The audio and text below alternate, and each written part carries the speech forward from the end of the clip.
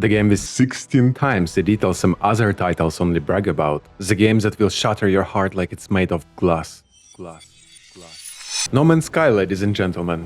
The redemption story of the decade. After 300 hours in, let me show you what was good, what was bad, and how this game restored my faith in game devs. So whether you're new, battle-scarred, or just here for the drama, welcome.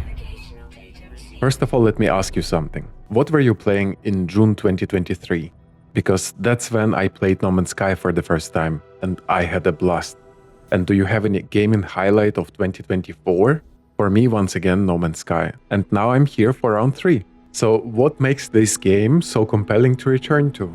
And the answer is quite simple. Every time you come back, you see how much the game grew. There is always something new to explore, to catch, to build or collect. Every update adds more hyperfixation fuel, and whatever you choose to do, the game rewards you. It's a dopamine machine with no off switch. For this video, I jumped into a fresh save to replace the current expedition and see how the game treats new players. And short answer is pretty well, and long answer, the UI claps your cheeks sometimes, but I will complain about that in the next section. Tutorials are everywhere. Story missions, menus, pop-ups. The game tries its best to hold your hand, sometimes too much, sometimes too little, but overall the opening hours were solid. And once you hit the space anomaly mission, this is where the fun begins. You can completely forget about the main quest and succumb to your ADHD.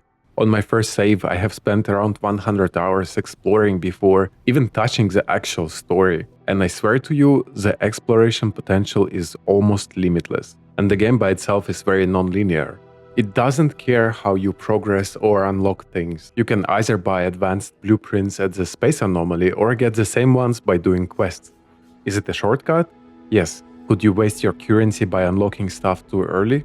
Absolutely. Ask me how I know. But having an option to access certain resources and upgrades without doing the quests is what makes the game stand out. And same deal with glyphs, by the way. It is sort of a fast travel system. Oh shit, wrong footage. You can unlock them closer to the end of the main quest or just find the ghost-looking travelers in space stations, follow their breadcrumb trail and make your way to glyphs early. So basically the game rewards weird, non-standard thinking. Play fast, play slow, play sideways, whatever. You have infinite time to explore the infinite universe. That's what matters. No need to farm your way through the game in 1 week. And speaking of farming, there are 3 main currencies: units, nanites, and quicksilver. And doesn't matter what you want, the game has multiple reliable ways to get it. For example, my go-to ways are for units, salvage crashed ships, scan everything that moves, the things that don't move you push around and scan those too. For nanites, you gotta upload the discoveries sometimes, or get a massive bonus for scanning all animals on the same planet. You can mine those curious balls, collect eggs and recycle them. And for quicksilver, you gotta do seasonal and weekend events, and the repeatables are always there. And honestly, you don't have to farm anything at all if you don't want to, because for me, by far, the most profitable way to get units, for example, was just standing AFK at the space anomaly long enough. Players will treat you like a piñata and stuff your pockets with loot. Look at all the gifts I got so far on this save. This community is absurdly wholesome. I don't interact much with other players except for kidnapping AFK people at the space anomaly, but the interactions I've had so far were really positive. It is generally cool to stick around other players and interact with them a little bit because they show you how big the game really is. It is in like those Kitty explains kind of videos. Kitty sees a stick. Kitty wants to have it. Kitty learns there is a 4th faction. Kitty thinks there is still much to explore.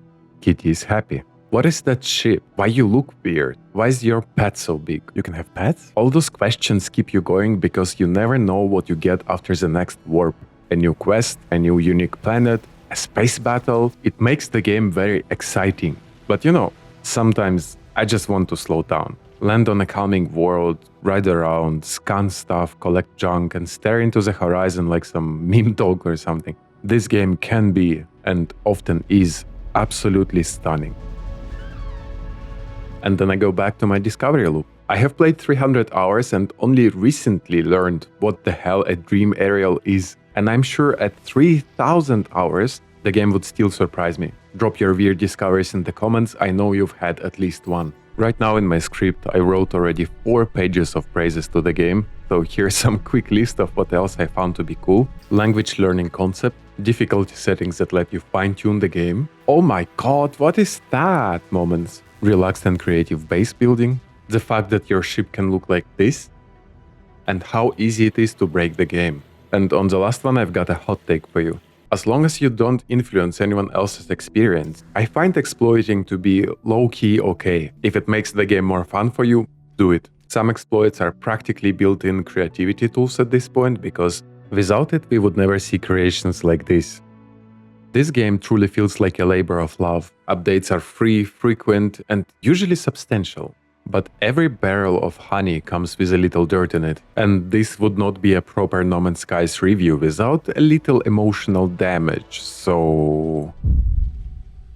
The thing is, No Man's Sky is only 90% perfect, and the other 10% of the stuff makes me lose my marbles and want to show my multi-tool into my black hole. Let's start with the most painful one for me personally. No Man's Sky's UI feels like it was designed by 5 different interns who never talk to each other. It is slow, it is wonky, it breaks sometimes. Some pop-ups and dialogues are intrusive and unskippable. And the UI sometimes breaks completely and prevents you from having fun refueling those 16 portal glyphs, for example. You want to enjoy the view and the atmosphere? Your companion egg is ready to hatch! Fuck you, it's not even in my quest log or in my inventory. And the worst part is, you cannot hide it. There's always something sitting in the corner and quietly chewing on your nerves. Have you ever tried learning a bunch of blueprints at once and then sitting through minutes of notifications that sound like someone is dropping a fork every couple of seconds? At least they updated the building menu, because otherwise I would avoid it the same way I avoid goals. Earlier I said the tutorial is pretty good, and let me correct that. The tutorial is good until it forgets how to be a tutorial. I swear I keep seeing the same mistakes across hundreds of Let's Plays I watch in my free time. Tech upgrades scattered across inventory like sprinkles. We all know that in this game modules must be placed next to each other to actually work. But did you also know that your Indium drive upgrade makes the upgrades you installed before obsolete and you can uninstall them to save the slots? I didn't. The item description doesn't say that. The game never tells you. Someone has to tell you, or you need to be a Wikipedia gigachad. Some bugs in this game feel like they've been here since the Big Bang. Some issues are like heroes, and heroes never die. Sorry. My personal highlight here is the frigate door sound popping your eardrums for years now.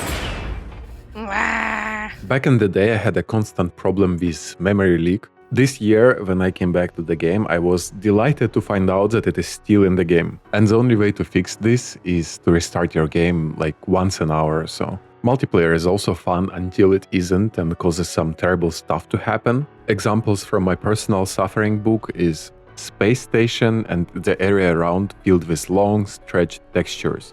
Some had no collision while some had. Sometimes you are being yeeted for no reason. Swimming, yeeted. Standing still, yeeted.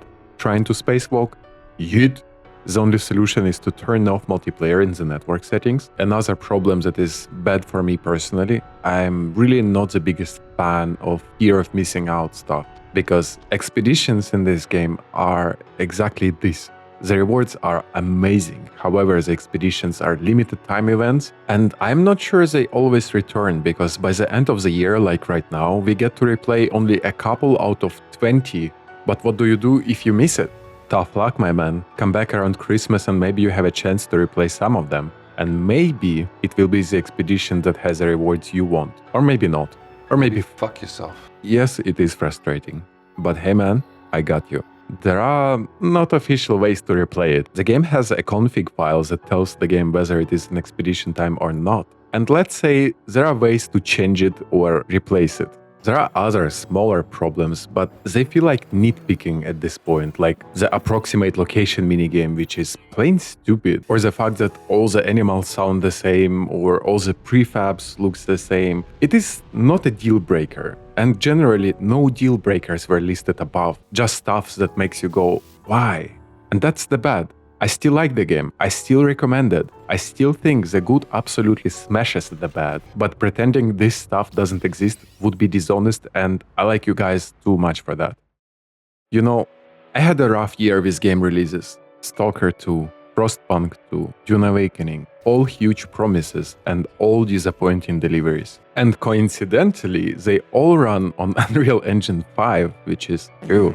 Meanwhile, No Man's Sky doesn't promise anything, it just delivers. The amount of free content they released in the last year alone is wild. No DLC milking, no marketing bullshit, they just drop massive updates and let the happy gamers spread the word. If Hello Games Giga Chads released a supporter pack on Steam that literally did nothing except put a microscopic badge next to your name, I would buy it instantly. They earned that. This really is the best redemption arc of the decade. I keep coming back to the game and it always feels welcoming, and I know I will come back again.